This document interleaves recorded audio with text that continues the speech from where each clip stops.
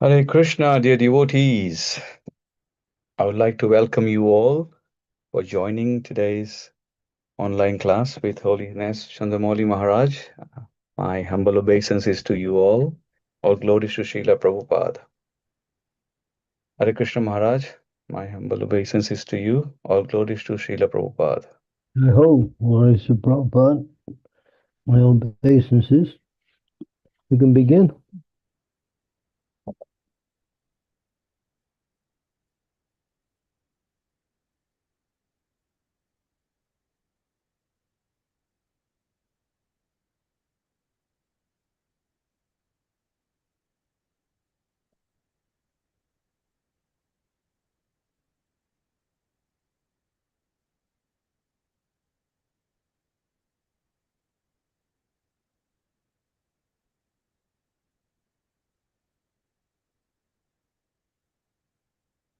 Just now coming, 1 minute. Okay, Maharaj, thank you.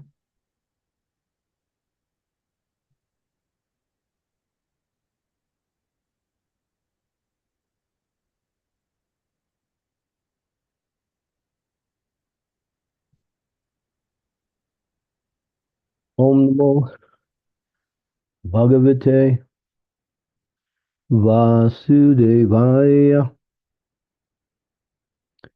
Om Namo Bhagavate Vasudevaya.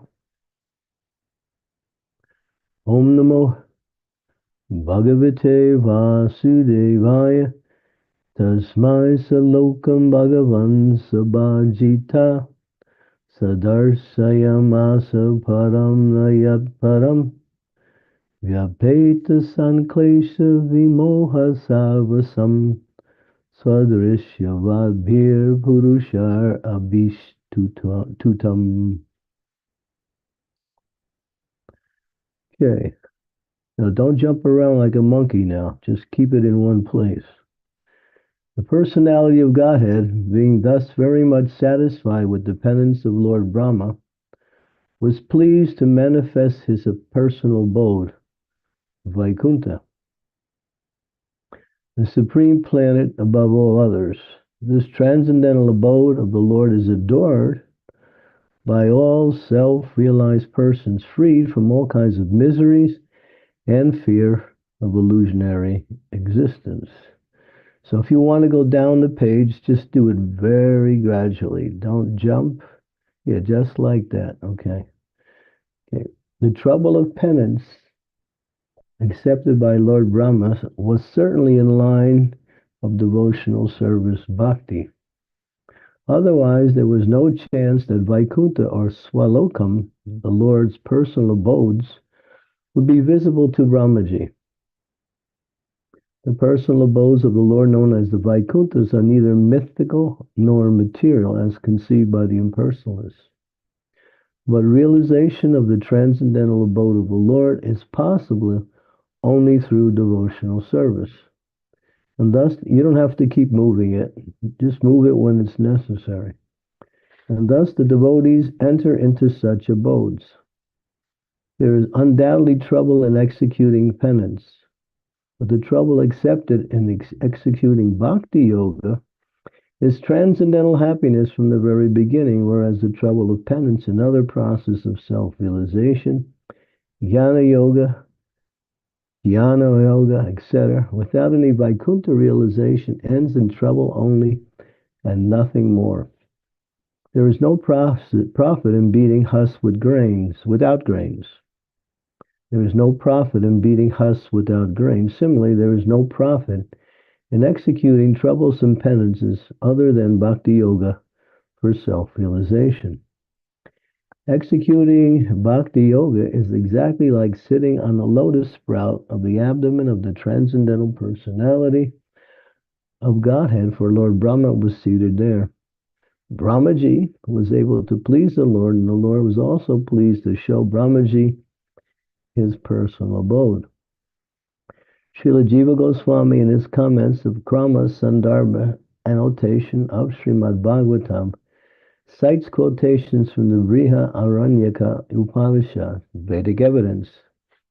It is said that Yajnavalkya describes the transcendental abode of the Lord to Gargi, and that the abode of the Lord is situated above the highest planet of the universe named Brahmaloka. This abode of the Lord, although described in revealed scriptures like the Bhagavad Gita and Srimad Bhagavatam, remains only a myth for the less intelligent class of men with a poor fund of knowledge. Herein the word Swadrishyavad B is very significant. One who has actually realized his self realizes the transcendental form of one's self. Impersonal realization of the self and the Supreme is not complete because it is just the opposite conception of material personalities. The personality of God and the personalities of devotees of the Lord are all transcendental. They do not have material bodies. The material body is overcast with 5 kinds of miserable conditions, namely ignorance, material conception, attachment, hatred, and absorption. As long as one is overwhelmed by these 5 kinds of material miseries, there is no question of entering into the Vaikuntha Lokas. The impersonal conception of oneself is just a negation of material personalities and is far from the positive existence of personal form. I'll read that again. The impersonal conception of oneself is just a negation of material personality and is far from the positive existence of personal form. Make a note of that one. The personal forms of the transcendental abode will be explained in the following verses. Brahmaji also described the highest planet, the Vaikuntha, as Goloka Vrindavan, where the Lord resides as a cowherd boy keeping transcendental Sarabi cows and surrounded by hundreds and thousands of goddesses of fortune. Okay. Chintamani prakata sadmashu kalpa vriksham laksa vitesha surabir abhipaliyantam Lakshmi sarasya satasam brahma sevyamanham govindam purusham tamaham bhajami. The statement of the Bhagavad Gita, Yad Gatva Navivartante Tadama Paramam Mama, is also confirmed herein. Param means transcendental Brahman. Therefore, the abode of the Lord is also Brahman, non-different from the Supreme Personality of Godhead. The Lord is known as Vaikuntha, and his abode is also known as Vaikuntha. Such Vaikuntha realization and worship can be made possible by transcendental form and sense. Umagyantimidandasya jana salakaya chakshun militam yena tasmai Shri Gurave namaha nama Om Vishnu Padaya Krishna Prastaya Bhutale Srimakti Bhakti Vedanta Swami Niti Namine Namaste Saraswati Deve Gauravani Pacharine Nirvisesa Sunyavadhi Pastyatya Satarine Vancha Kalpa Tarubhischa Kripa Sindhu Paevacha Patitanam Pavanebhyo Vaishnavebhyo Namaho Namaha. Jai Shri Krishna Chaitanya Prabhu Nityananda Sri Advaita Gadadhara Sivasadi Gaur Bhaktivinoda Hare Krishna Krishna Krishna Hare Hare Hare Rama Rama Rama Hare Hare. So as long as one is overwhelmed by these 5 kinds of miseries, ignorance of oneself, which leads to a material conception of oneself based on the body, which brings about a certain attachment to material activities, which produces distaste and unpleasantness, and it turns into hatred. And then one becomes absorbed trying to find some happiness in these material attachments based on a wrong conception. That's material life. There's no question of going into the spiritual realm as long as these 5 attachments. So the act is ignorance is destroyed by knowledge or transcendental knowledge, which cuts through the material conception as simply illusionary and gives one a beginning to understand, just like in the Bhagavad Gita. What did Krishna first teach Arjuna? He taught him, Dehi nosmin yada dehe kovaram yovaram jana. Yada dehantara praktirs ditas tamam namuyanti. As the living entity goes from boyhood to youth to old age, so similarly the soul goes into another body at death. So Krishna is giving 20, at least 20 verses, maybe more, on the difference between the soul and the body, or the difference between the real person and the illusionary sense of person, which comes by attachment to the material body. Or you might say the difference between what is eternal and what is temporary. So Krishna spends a lot of time with Arjuna setting the stage to teach higher knowledge based on this principle, because this principle is foundational. Without knowing the difference between you and your body and acting accordingly, you remain in this material conception, which brings about a sense of attachment to material activities and material gains. And so, therefore, knowledge starts from understanding Jiver Surupai Krishnera Nityadas. That's where knowledge starts. I am eternal servant of the Supreme Lord. But we know the body is not eternal, so it has nothing to do with the body. But there is an identity that the living entity has, which is distinct from the body, and that is their spiritual identity. So then the next thing that is next to awaken is, what is my spiritual form? And this is what's said in here. Brahmaji understood his spiritual form through the process of penance. So we might say penance is the process of pure devotional service, or taking up the process of executing the instructions of the spiritual master as given, understanding those instructions, applying them accordingly, and getting the realizations through the application. And then one gradually starts to understand, as they come to higher levels of bhakti, they understand their swarup, or their actual eternal form in the spiritual world with the Lord. But in the process of understanding one's own form, one takes time to cultivate transcendental knowledge based on the form of the Lord. Because if we don't have a clear understanding of the personality of Godhead, then we can fall into these impersonal conceptions. As Prabhupada said, they are not complete.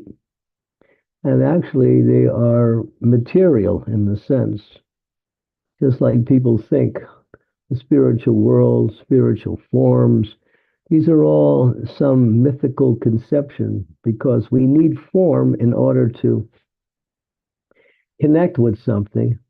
So the impersonalists, or maybe even the materialists who have a little higher knowledge, they create these forms. And they say if you worship these forms, they may even adopt real forms, but they say the reality is beyond the form, because form is limited. Yes, material form is limited, but spiritual form is unlimited. Just like the personality of Godhead, his form contains the entire existence of both the material and spiritual energies within it. His form contains his names, his qualities, his attributes, his personal entourage, his pastimes, everything about the nomenclature of the Supreme Lord is found within this form and much more. But they don't understand that. They think form is limited, but you need form in order to worship. Therefore, we accept the form for the sake of worship to go beyond the form and come to the formless impersonalist, which is all pervading. And therefore, because God has everything, he must be in the all pervading aspect. Well, that's one level of realization. But the jnanis, the yogis, and various types of tapasis, they perform this basically to get detached from the material energy and get some, what we say, little bit of transcendental happiness from the idea that I'm not this body, I'm a spiritual being. But because they think forms, material forms are actually the forms, they never come to the understanding of their spiritual forms because they can't understand Krishna's spiritual form, nor do they try to understand it. They think it's an adaptation just for the sake of worship, like that. Or they say, well, Krishna's form is material, and therefore when he comes to the material world, he's just like one of us. So these are all concoctions based on shastras that they twist the meanings around. And just like there's a statement that says the soul is nirguna, and Krishna is also nirguna. Guna means qualities, and nir means without. So they take that in the absolute sense, but the Charyas understand that the word nirguna in this context or in spiritual context means without material qualities. So guna in that sense refers to material qualities, but there are spiritual qualities that are above material qualities, and therefore they have no access to that because they see everything as just higher sense of material or some quasi-spiritual understanding they get from some kinds of austerities and penances they perform, like that. I remember I went many years ago to a interfaith program in Barcelona, Spain. It was in the year 2004. Was supported by the World, what was it? The World, the Parliament of Religions, which was based in Chicago. And every 5 years, they would have a big conference of spiritual people coming all from all over the world to present their knowledge. There would be booths. There would be, it would be like a 5-day gathering. So one night, it was called Hindu night. So those who follow the traditions coming out of India gathered for a satsang. We also came as devotees. We came with prasadam and books. And so we were there. I was there. Bhakti Swarup Damodar Maharaj was there. He was the leader of our group. And then the impersonalists, they jumped on the stage. Mostly they were Mayavadi impersonalists. They jumped on the stage and took over the whole program. And they were doing their little bhajans, but at the same time, they came to the point of giving some talk. And I was remembering how arrogant their presentations was. One man was saying, "You are powerful, and you can understand your powerfulness and experience this, and then by practicing these types of austerities like that, and like that," he was just saying, the goal is to become powerful. So, in other words, that you can control to the material energy, and that's your, your position of power. You can manipulate the material energy to make it do what you want, and that's also possible. But what you do is that you just manipulate it on a one level and get trapped into it on the higher level because you never lose your conception of material identity. So we have to be very knowledgeable of the difference between bhakti, the person, and the goal is the personality of Godhead, and these other forms of spiritual practice which lead to liberation or some kind of material success. Like the yogis, they like to manipulate the material energy. They can do some magic. They have some cities. And they think, wow, now you can be really powerful and you can fly through the air, you can create, you know. Prabhupada talks about when he was young, his father used to allow or invite these different types of yogis into his house and he would host them. He said one time one yogi came, said to his father, ask anything you want from me. And Prabhupada's father said, give me some pomegranates from Kabul. Kabul. I think it was Kabul, not Kabul. And then the yogi said, all right. And then he said, now you go into the next room. And he went in, his father went into the next room. There was a pomegranate branch laying on the table with pomegranates on it. So it's just some magic. That's all it is. If you know how to manipulate the material world, and people think, oh, he's so spiritual. Oh, they get all dizzy about it. But there are people in the material world that are magicians also. There was one man, he he claimed I can make the Statue of Liberty in New York City disappear. Oh, and everyone was saying, oh, you can? He said, yeah. So they allowed him to do it. He put a curtain in front of the Statue of Liberty, and then he pulled it out, and the Statue of Liberty was no longer visible. It was some magical trick to create an illusion that the Statue of Liberty was gone, but actually it wasn't gone. You were just seeing it that way by his mystic power. It was Houdini. You could lock him in the box, put chains on the box, throw the box in the ocean, and he would get out easy. So these yogis and various types of tapasis, they like to manipulate the material world, material energy, and people think, oh, oh, he's so good. I remember when I was just beginning my search for spiritual knowledge, I came in contact with the Krishnas in Denver, Colorado. And it was a whole group of people in that area who were followers of this one yogi called, I can't remember his name.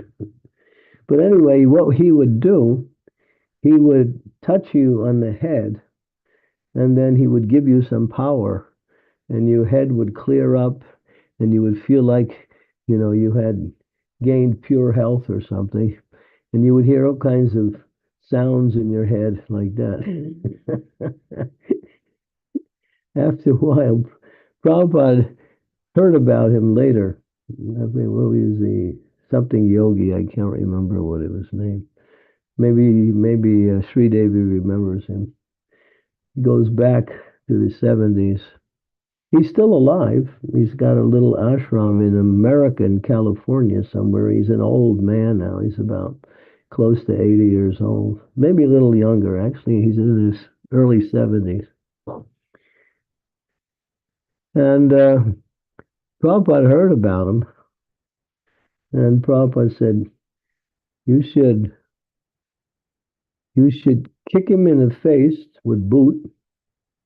You should throw a pie in his face, and you should pass urine in his face." You have to understand the nature of a transcendental person. When they hear about how they redefine spiritual, they become so upset that they speak very strongly because they know the personality of Godhead and they have love for the personality of Godhead. So when people twist the definitions of Godhead to suit their own material gains, a transcendentalist will get angry like that. Maharishi Mahesh Yogi. Let me see if that's him. There is one called Maharishi Mahesh Yogi. Yeah, that was him. And so one day he had a gathering with his followers, and there was a large group, more than 500 or 600 came. And the devotee came, and he happened to sit right in the front row near the stage. The yogi comes on. Now, this devotee was all prepared to execute Prabhupada's instructions. I heard about this firsthand. And he had a chocolate cream pie. So when the yogi came out, he came up and threw the pie right in his face.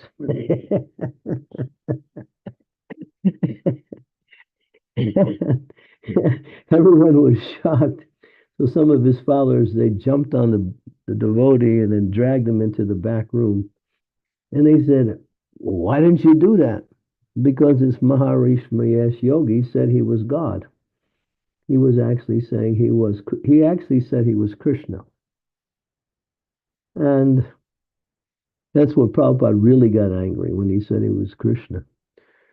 So then the devotee spoke. He said, well, if he's the Supreme Lord and he's all powerful, why didn't he stop me from doing that? And their answer was, that was his Leela.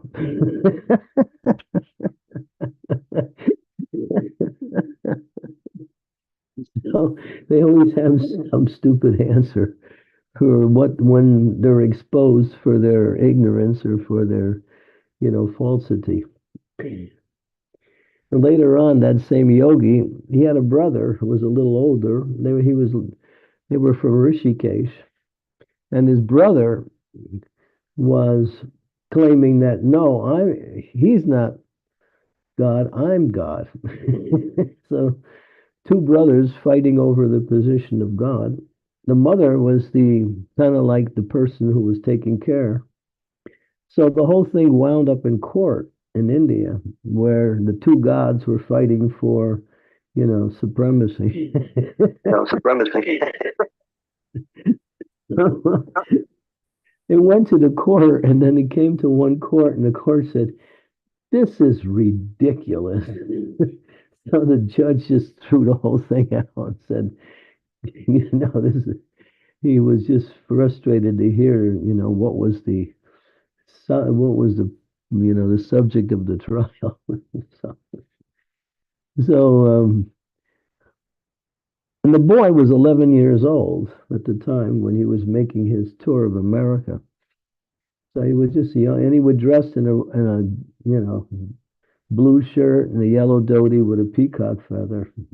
He was trying to look just like Krishna. So there's so many of them out there, even today. I don't want to mention the names of the ones today, but there's a whole list of them who also claim either incarnation of God or a powerful representative God to teach true spiritual principles. And it's all about giving people good health. That's all they do. Or some relief from some material anxiety. That's all. That's the best they can do. And when you talk to them, I saw one of them in a discussion with a Jewish minister. The Jewish minister was intelligent, and he was talking to them. It was a discussion, public discussion, and the yogi was never given any clear answer. He was just going around circles, and the Jewish uh, um, rabbi, he was getting a little upset because he wasn't directly answering any of his questions. He would come back with some alternate answer just to avoid the questions and make it sound like he's answering questions. There's people who can do that. They don't answer your questions, but they give another uh, answer, which seems like the answer, but it's not the answer. So they're very crafty in using words.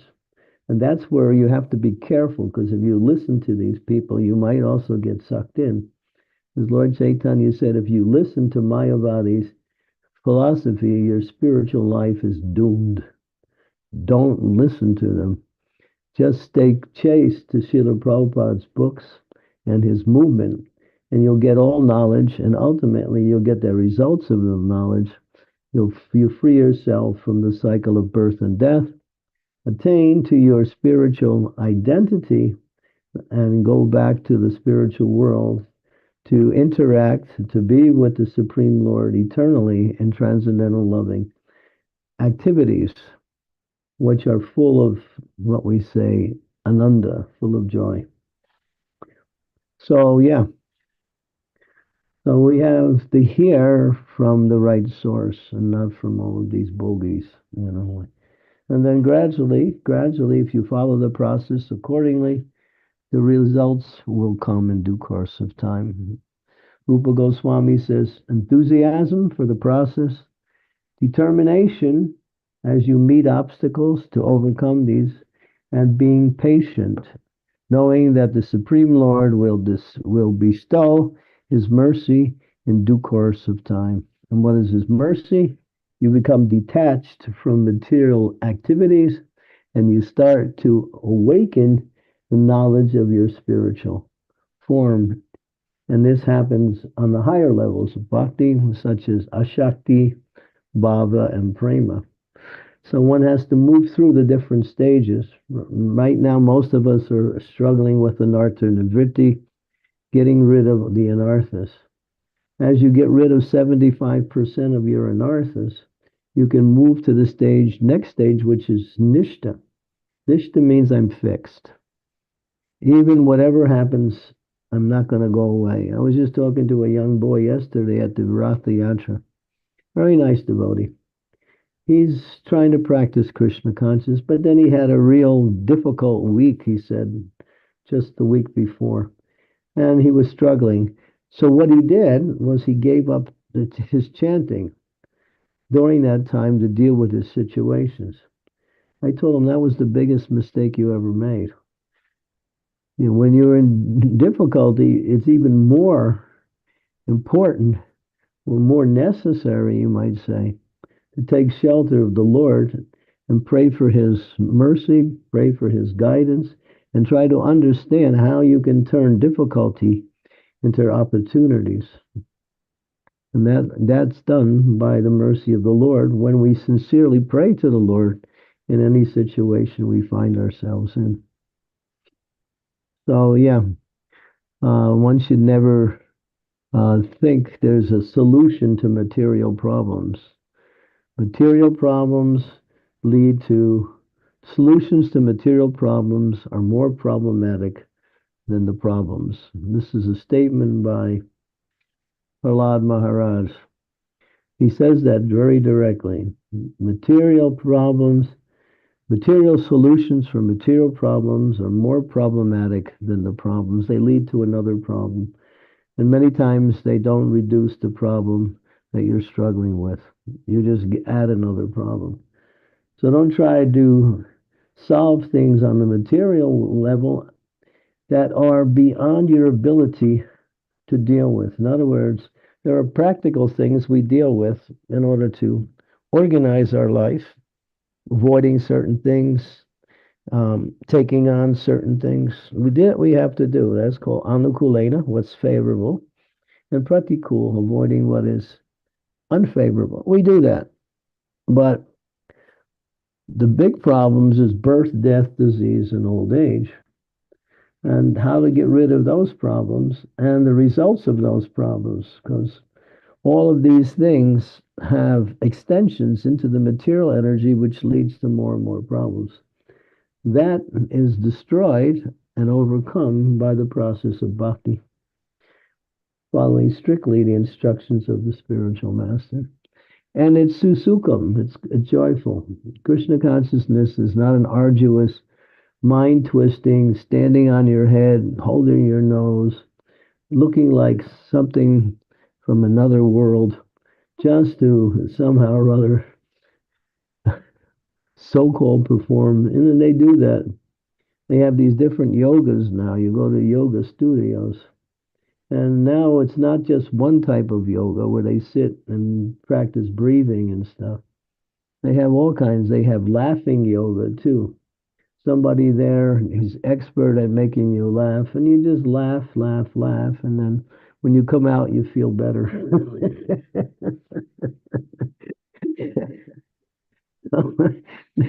And then they have another one called beer yoga. This is really, really absurd. They have a can of beer on their head, and they do yoga postures in different ways to balance the can of beer on their head. And every once in a while, they take a can of beer and they take a sip, put the can back on their head, and continue with their what we say transcendental, not transcendental, but their ridiculous forms of yoga. I, I came across that on the internet, and I heard when one lady who knows yoga better, she said, "This is not yoga. This is some craziness. That's all it is." So, and there's so much things going on in the name of, spirituality, which has nothing to do with spirituality. As Krishna says in the Bhagavad Gita, he says that one who abides in me in transcendental loving service is intimately united with me in the highest of all. So that's the process of bhakti. All the other yogas are subordinate to bhakti and lead a little bit away from the material energy. But only bhakti can take you to the transcendental level where you are free from the influence of the three modes of material nature, even the mode of goodness. Okay, so, and stop here. Thank you, Maharaj. So, dear devotees, we'll open up for question and answers. You can ask your question by raising a hand, or you can post your question in the chat window if you're not able to do so, and I can relay that on your behalf. Also, a kind request, humble request, if you can turn on your cameras to make the session more interactive, lively, and personal, that would be grateful. Thank Good. you. We have many devotees online today. Yes, Maharaj. Oh, thank you, Sridevi Mataji. You've raised your hands. You can go ahead. Yeah, we have 32 devotees. Hare Krishna. Thank you, Dinanath Prabhu. Dear Maharaj, please accept our humble obeisances. All glories to Srila Prabhupada. So, as you were describing, Maharaj, all these different, weird yogas, as well as all these different varieties of so called spiritual masters, I was wondering about the poor innocent bloke who wants to really get real, genuine knowledge and really meet a genuinely saintly person.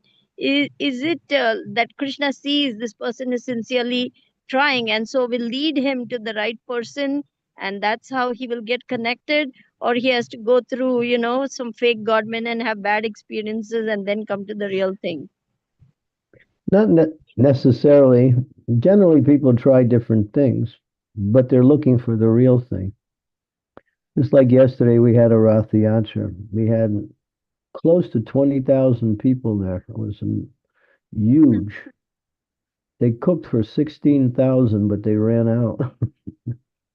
So many of those people who came are searching. They're actually looking. And so they're trying different programs that are available. So if one is sincere and wants the real thing, Krishna will lead them there if they're sincerely looking. But if they have a thing that they still want to keep their material life happy and prosperous, and then practice and then find the real thing, they won't find the real thing because they're not looking for the real thing. So, yeah, you have to say, well, I actually want to understand what is real spirituality, where can I find it, and how to practice it.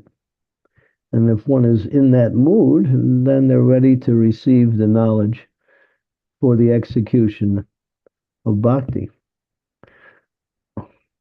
So that sincerity is the means by which that leads them in the right direction. And that sincerity keeps them in the right direction when they start practicing. See, Srila Prabhupada never started to talk about getting rid of material desires so much. He talked about, this was at the very beginning, he talked about the personality of Godhead, what is our relationship with Him, His pastimes, he talked about the material world, but he never told people to give up so many things. But he knew that as one develops in spiritual life, it becomes more natural and easy to relinquish those things which keep us away from, the advancement in spiritual life. But now, after a couple years, Prabhupada started to really preach directly about, the importance of detaching oneself from material activities and attaching oneself to spiritual activities.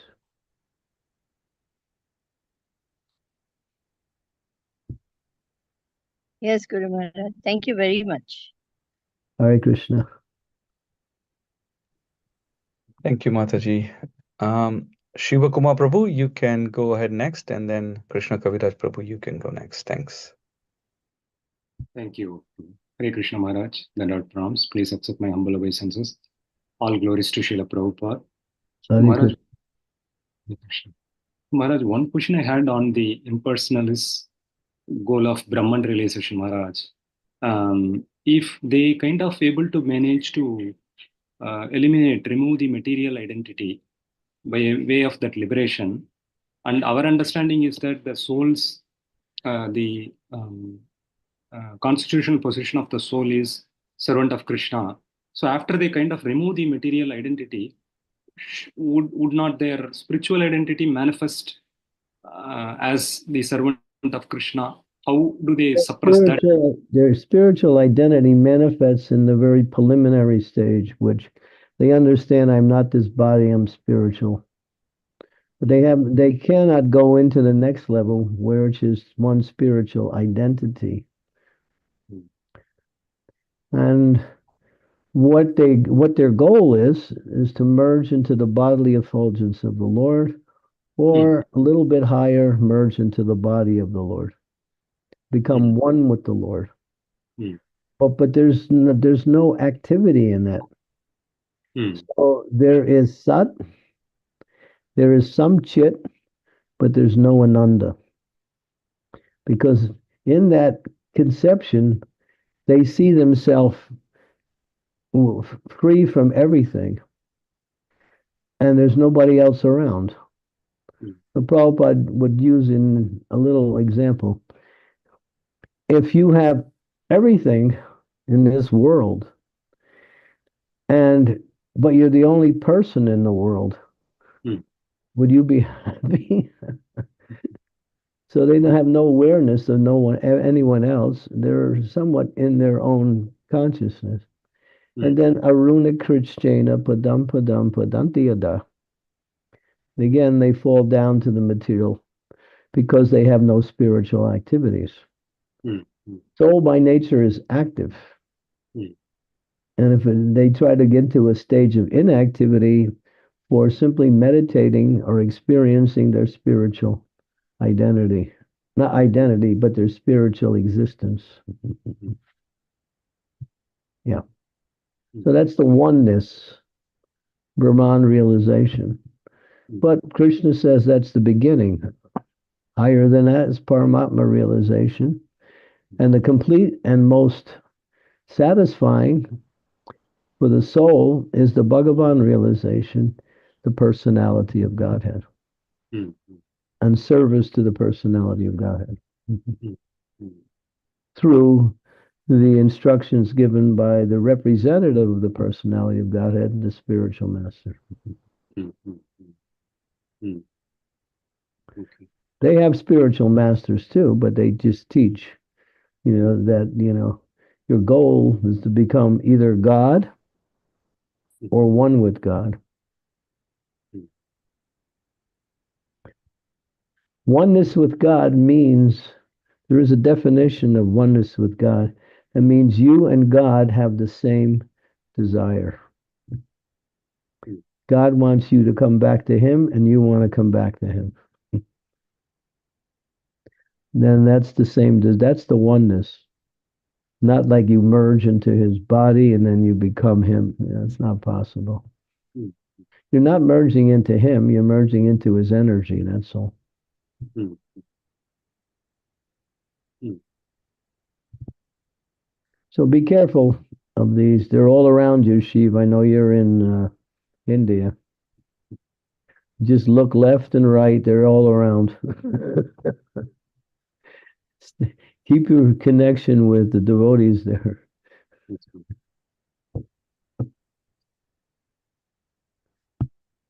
Thank you so much. Wonderful. Sorry. Thank you, Prabhuji. Krishnaraj Kavidas, Prabhuji, you can go ahead next. Thank you. Ramaji, please accept my humble obeisances. All glories to Srila Prabhupada. Haribol. I'd like to ask a question following your response to Sri Devi Mataji's question when you were saying that the sincere seekers of the truth, the real thing, and I was thinking that the majority of people do not even know that there is a real thing out there. They're unaware of this absolute truth completely. Yeah, they have no idea of what they're looking for, but they're looking. Yeah, they're looking, but yeah, so. And when they come across the real thing, they immediately start to, connect with it. Mm. That's why what do we tell people? Chant Hare Krishna. And when they start chanting Hare Krishna, their consciousness starts to develop. There's an experience. Even though they don't know the meaning of the language, the mantra, or the gain that one gets, they're experiencing something. As soon as a materialist starts taking up chanting, immediately their anxieties start to dissipate. They develop a sense of peace almost, in many cases, and some happiness. Sometimes when they just hear our kirtans from a distance, they get emotional and start coming to find out more.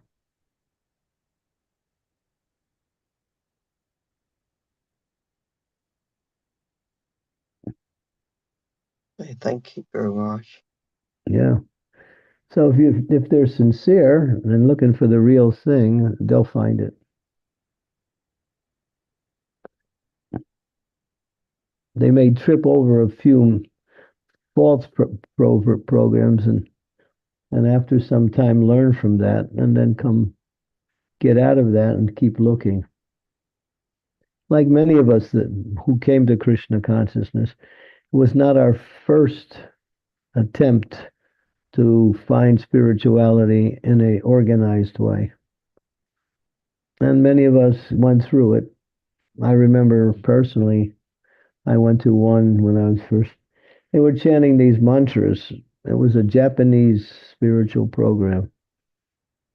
And the chanting was nice. We would chant this one mantra. Nam Yoho Ringe Kyo, Nam Yoho Ringe Kyo, Nam Yoho Ringe Kyo, Nam Yoho Ringe Kyo. There was a whole book of other mantras that would go with it. And then they had their regional meeting. I came, and the meeting was conducted where they would choose someone from the audience who was a practitioner and say, "What is your experience?" My experience is I couldn't find a job. And I was looking and I really needed a job. And after I started to chant, a wonderful job came. I'm so happy. And another one said, "Yes, I was looking for that girl and she came." So, and then they were blowing not trumpets, but tubas. You know what a tuba is, right? The huge, kind of loud sounding instrument. Sounds like you're inside, echoing inside of a cave or something. And then they would toot that every time somebody gave their realizations of the happiness they gain on it. And I just went to one meeting. I said, "I'm out of here."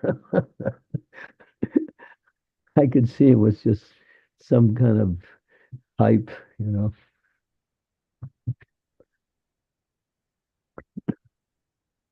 So yeah, there's a lot of that. Even devotees, they go through different things.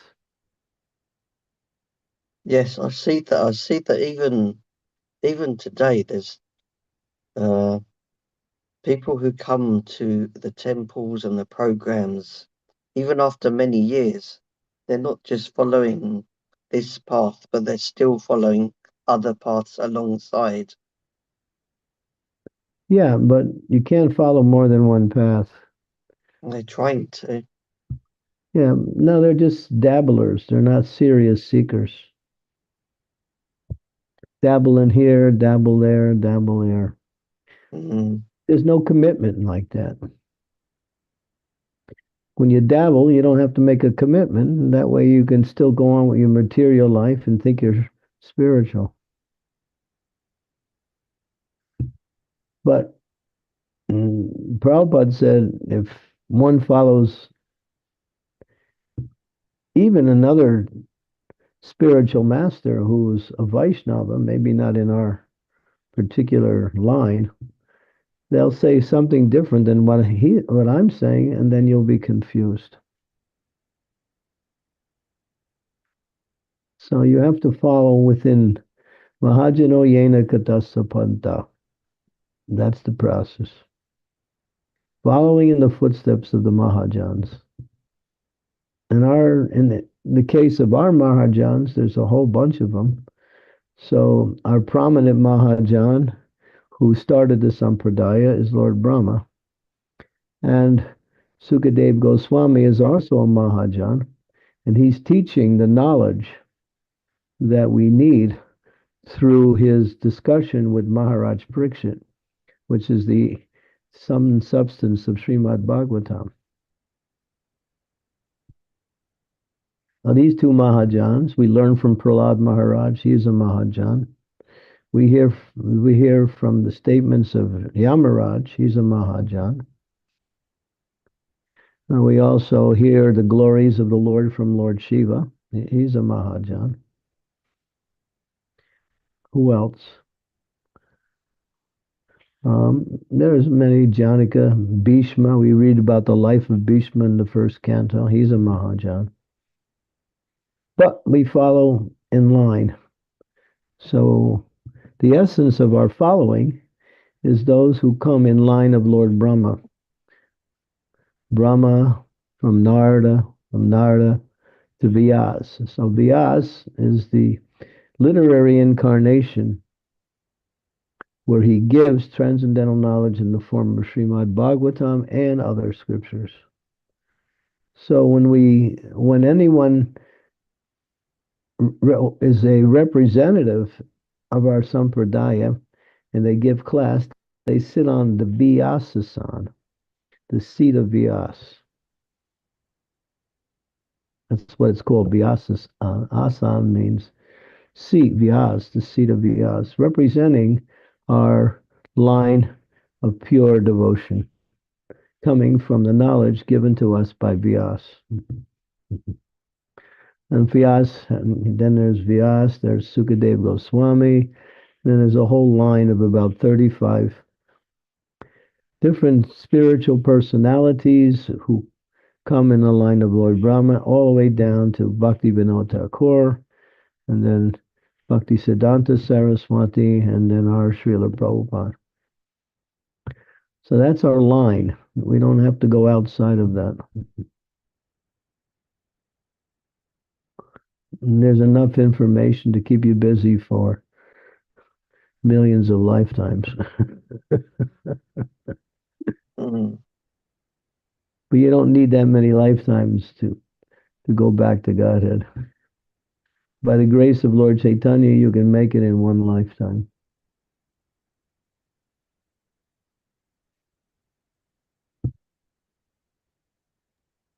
Thank you, Guru Maharaj.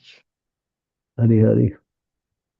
Thank you, Prabhuji. Mayur Prabhu, you have a question? You can go ahead and ask. Hi, Krishna Maharaj. Please say something on the basis of Lord Srila Prabhupada. I had a question. It was in my last week of teaching, a teacher came over from another school and she was just inquiring about what the mantra meant and what we pray for when we, use our japa beads. So please correct me if I'm wrong in saying, but what I explained to her was that the Maha Mantra kind of means, oh dear Sri Radha and Sri Krishna, please accept us, accept me in my loving devotional service unto you. But it's not just a words; it's more of a feel. I want to be, and I want to serve you. And the response I got was, "Oh, is that it?" And so I don't know. I kind of got stumped at that point. I thought, well, how do I sort of answer this question? I actually couldn't answer in the end. I thought maybe there's something internally that I'm not sure of. Yeah, there's many things you could say.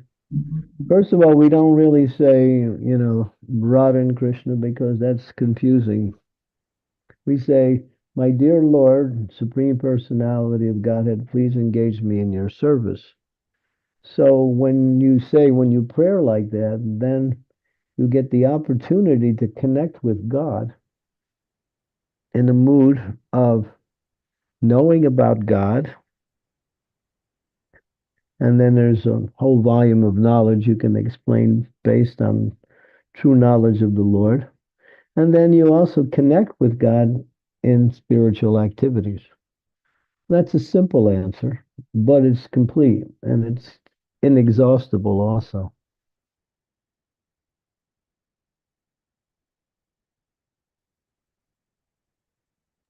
Thank you, Maharaj. Thank you, Mayur. Thank you, Prabhuji. Any other questions, comments, realization about this topic? Please inquire. Maharaj, I had a question. You mentioned, Prabhupada mentions in the purport, and you also emphasize this, that ignorance, the 5 aspects of being conditioned in the material life, and ignorance is one of them, which is destroyed by transcendental knowledge.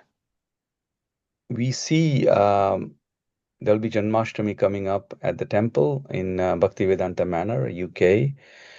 A lot of people would come for service, and that's the only time that probably you'll see them at the service during Janmashtami time, and they apparently would have no. What happens to someone, Maharaj? The question is, if somebody has very limited or real knowledge or transcendental knowledge, but they are somehow They're attached to pious. coming serving in the temple, for example, in They're Janmashtami. pious. They're pious. They have elements of the mode of goodness. They grew up with hearing about Krishna's birthday, Janmashtami, and they have some tradition, and they follow it. But another reason, and maybe a more, is they get to interact with so many other people on these big festivals, and they like that because people like celebrations. So we have lines. I know how it works in Bhaktivedanta Manor. There's lines, all taking darshan of the deity. So it goes from a long line into the temple, and then you walk in front of the deity. You offer some, pranams, sometimes not dandavats, but obeisances. And then you move on.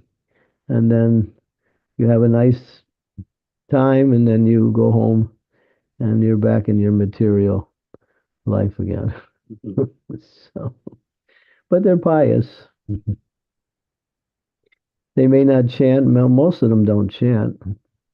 They think chanting is for people who can't do anything. And then when you get old and you can't move, you're stuck in the rocking chair, and you have, 3 legs and 4 ears. 4 ears means hearing aids. And you have 4 eyes, that's called glasses. And then when you get so old you can't function, then maybe chanting is important at that time. But you got to live life first. You got to go through, got to have a big family, and you got to get a good position in society, and you got to make a name for yourself, and you have to gather so much Lakshmi so you can, you know, get anything you want. Pursue we call it the American dream, but it's not. It's more like a nightmare. Or the UK fiasco.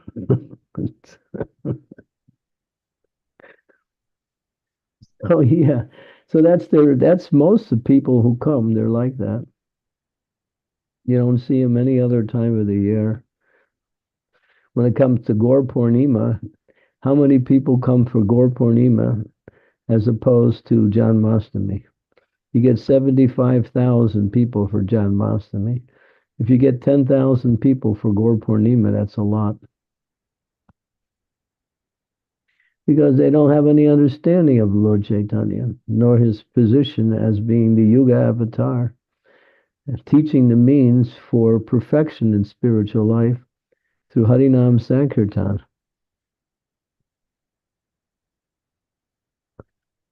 Yeah, you just see the difference in attendance.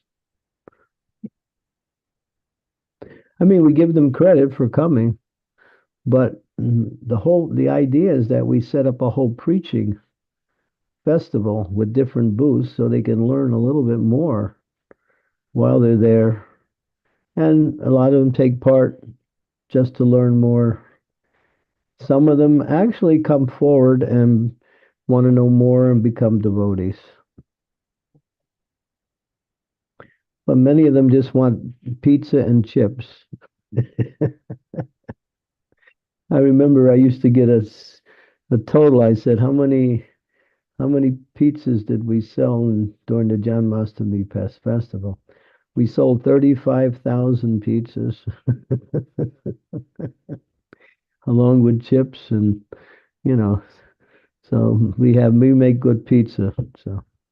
So they come for the food. They come to meet their friends. They come to have a good spiritual time, and that's nice. But ultimately, unless they take the next step, then the rest of the year is just their, trying to perfect their material life. They pray to God, Rupam Dehi, Janam Dehi, Yasod Dehi, Dhanam Dehi, Dehi. You know what Dehi means?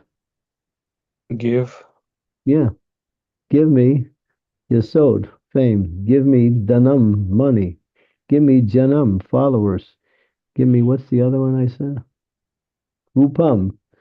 Give me, material happiness. Rupa, form, form of happiness. Jaya Jagadish Hare Swami, Jaya Jagadish Hare Swami. So they add the word Swami into it. It's all about getting something material. You listen to Prabhupada, he exposes all of this so-called spirituality for what it actually is. If one is serious about spiritual life, one will understand that this is the success of life. That There's no more problems. There's no more anxieties. There's simply happiness. That's all.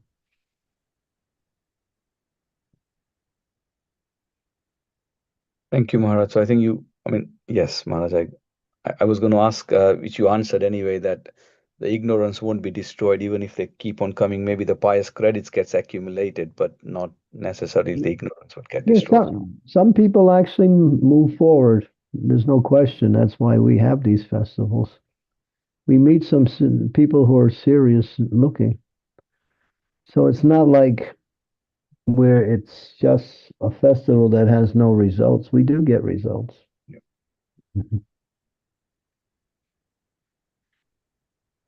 Thank you, Maharaj. We got 3 hands raised, Maharaj. Are we okay for time? Today, I'm pretty good. Okay. Silpesh Prabhu, please go ahead. Hare Krishna Guru Maharaj, please accept my humble obeisances. All glories to Srila Prabhupada.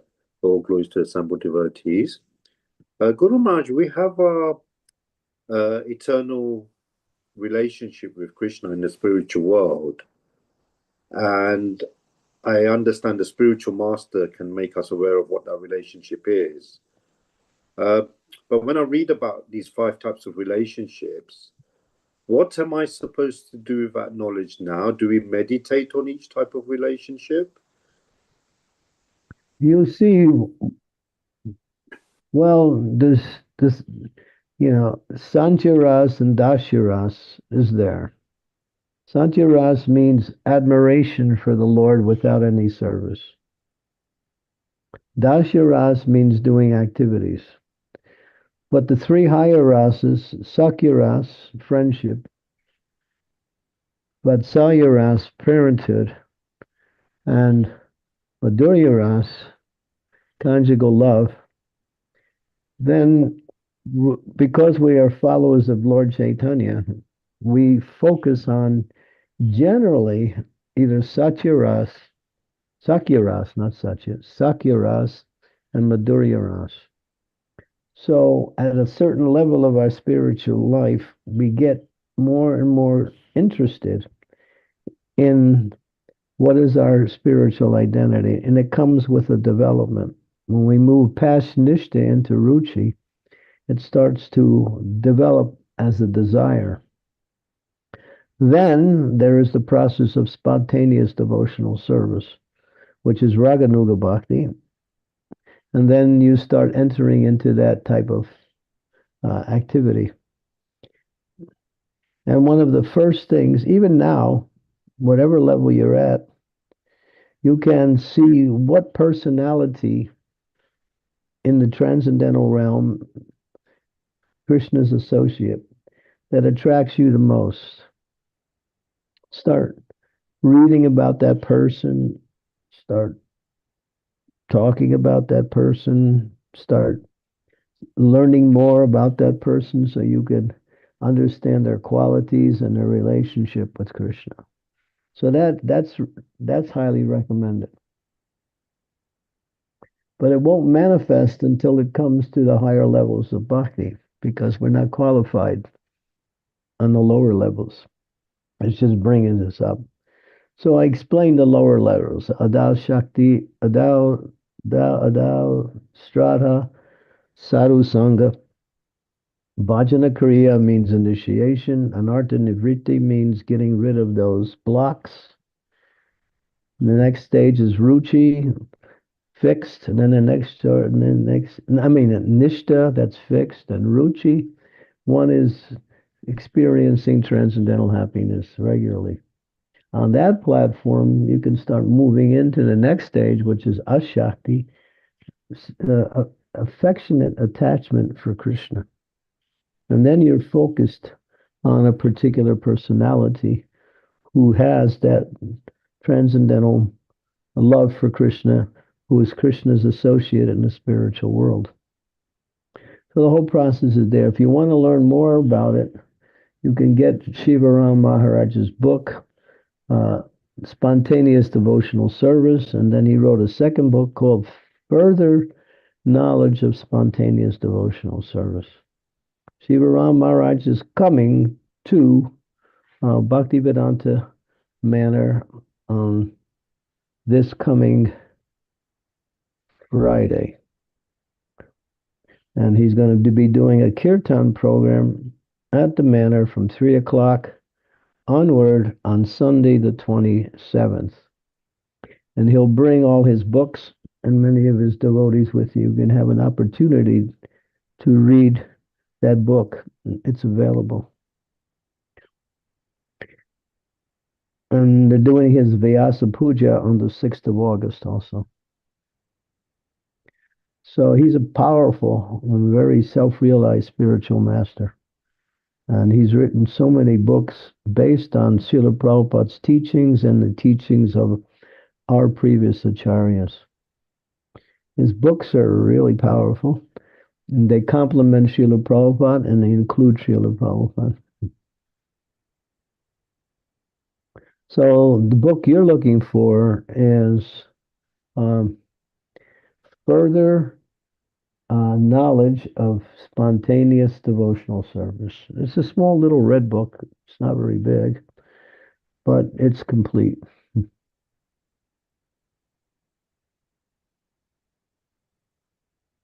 So get a hold of that book, and then all your questions about how the process works will be answered in a very, what we say, what's the word? Shortened form, a synopsis.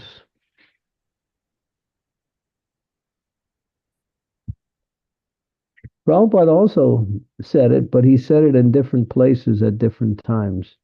He didn't give it in a consecutive way so much. But he referred to Rupa Goswami's Nectar of Devotion as the way to understand that process also. And Nectar of Devotion is our guidebook for the execution of devotional service. If you want to know how to execute devotional service, read and understand the Nectar of Devotion. Thank you, Guru Maharaj. Yes, I've been reading Nectar of Devotion. That's why this question came up. Yeah, that's the result of your reading.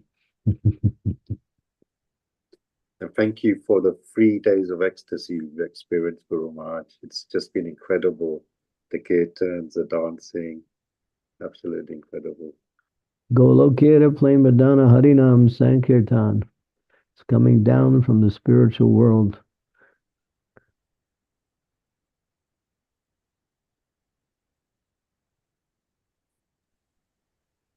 Thank you, Prabhuji. Okay, we have some more questions. We lost one questionnaire. Who dropped off? Uh, It was somebody else after. Hare Krishna Guru Maharaj, Dandar Pranam, all goes to Srila Prabhupada, all goes to you. It was me, Guru Maharaj. Ananya Bhakti Radhika. Do you want to ask your question? Yes, Guru Maharaj, I wanted to, but my son got up, so I just dropped. Oh, okay. We'll come back later if you can, if you have time. Yes, Guru Maharaj. Sorry, Guru Maharaj. so, Sridevi Mataji, you can ask your question. It's Srijana. Srijana Mataji, okay. Go Krishna ahead. Guru Maharaj, please accept my humble obeisances. Always to Srila Prabhupada. So I want to ask that when we're distributing books, people become very interested in the philosophy and everything. But then when we ask for donation, they suddenly become disinterested and they refuse to take the books. So how can we, I don't know, motivate them to take the books? Can you go from fifth gear down to second gear? So it's a little fast for me to pick up all of what you said. Yeah. So when we are distributing books, people become very interested. But then when we mention that they need to give a donation, they suddenly become disinterested and they refuse to take the books. So how can we motivate them to take the books? There's techniques that book distributors use. First of all, when you're talking to them, you give them the book, put it in their hand. That helps.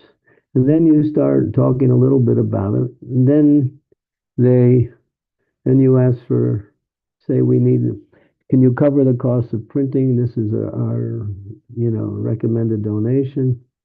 And if they say no, they hand it back to you. And then you have a smaller book there for a few, £1 or £2 or something like that. You say, here, take this one. It's a little shorter version. You can give £1 or £2. So you start off with the big book, such as Bhagavad Gita, like that. And then when they don't want that book, then you give them the alternative of a smaller book. A lot of times they'll take the smaller book. It's no big expense.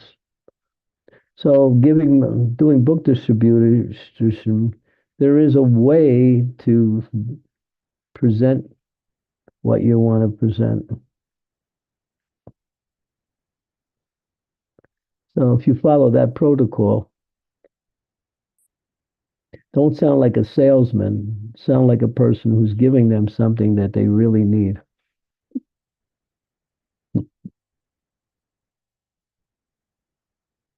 Which you are. Thank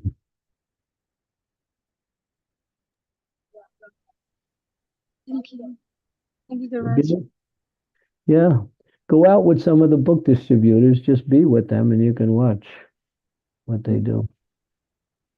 We have one beautiful book distributor here in Bhaktivedanta Manor. Her name is, what's her name? Seva? Guru Shakti Guru Mataji. Bhakti. Guru Shakti. Guru Shakti Mataji. Guru Shakti. She's empowered. She's really empowered. She distributed so many books. And there's other ladies also. Guru Shakti is like the monarch.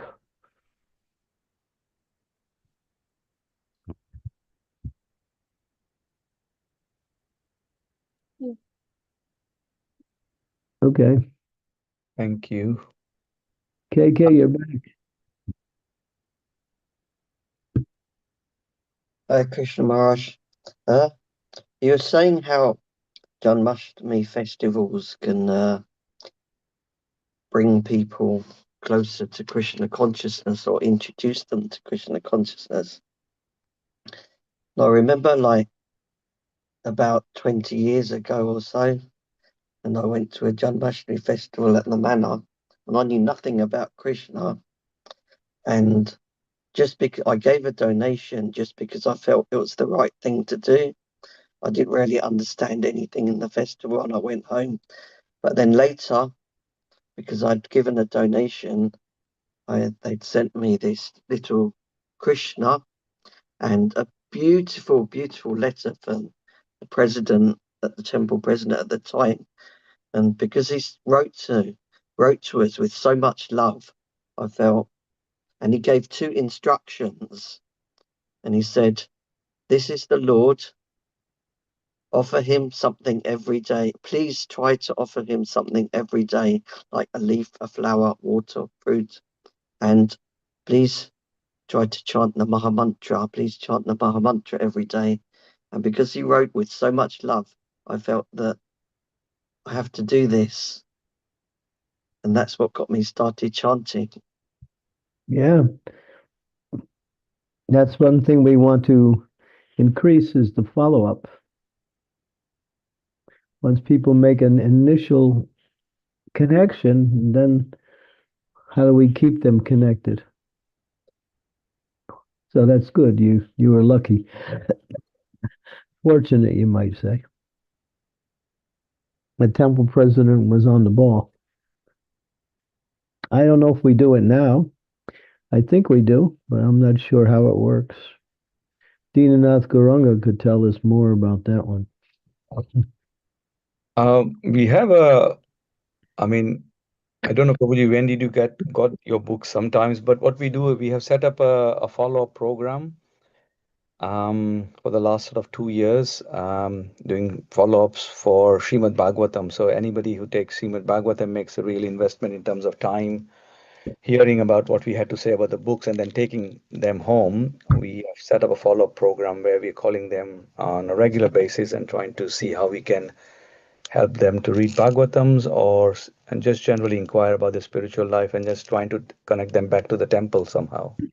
Yeah, follow up is important. It's like planting the seed. Then you have to water the seed now.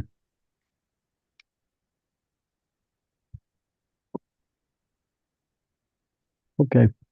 Okay. You're lucky. So we have another question from Mayur. Krishna, it's just a question that popped up in my mind, following on from the program for Janakinath Prabhu on Friday, and he was described as quite he could turn a difficult situation into something really quite beautiful and fortunate in some ways. But for me, what I'm really struggling with at the moment is in moments of frustration, it can turn quite ugly for me, and it's maybe something that I'm really struggling with. But I just want to know, where does that frustration come from, like internally? Where did that come from, and how might we be able to? Yeah, the frustration is a misconception that you are the doer and you are the solver of the problem. The problem came to you and you can solve it, and because you can't solve it, you get frustrated. We don't refer to the mercy of the Lord, nor do we have the understanding of the process of bhakti, and therefore we do try to sort things out according to our understanding, and that leads to frustration. So sometimes the problem is not the way you see it. It's something different. You perceive it in one way, but it's another way. So that's why we get frustrated. So don't be frustrated. Just pray to the Lord to give you some guidance. Ask Him, why did you put me in this situation? And then learn why He did it, so you can gain more devotion to Him. So any difficulties come in our life, they're opportunities for greater spiritual advancement.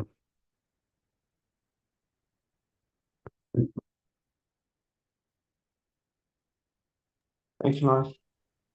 It's an art you have to learn. It takes time, but you can practice it in the association with devotees.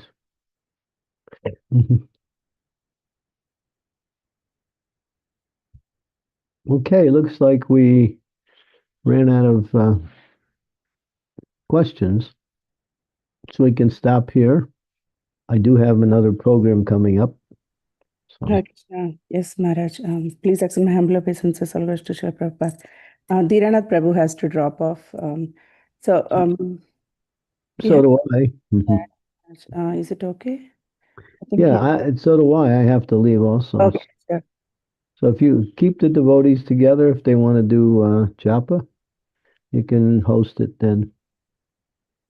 Yes, Maharaj. Yeah, I can host for 10-15 minutes, Maharaj. Even I have to go out. Sri Devi's there. She has nothing to do.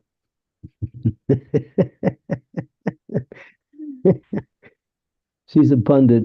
Just studies all day and preaches the rest of the day.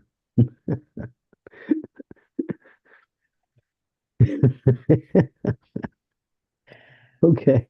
So anyway. Sure, Maharaj. I can stay for 10-15 minutes, and if devotees wants, I can make anybody else host, and I can leave. Okay, wonderful, wonderful. Thank you very much. Thank you very much, Maharaj. Such a wonderful class and nice discussion. See you all tomorrow again. Thank you so much. Prabhupada ki jai. Jai. Bhagavatam ki jai. Jai. Thank you so much, Guru Maharaj. Hare Krishna. Thank you so much, Maharaj. Hare Thank you Krishna. very much, Maharaj. Pranam. Thank you.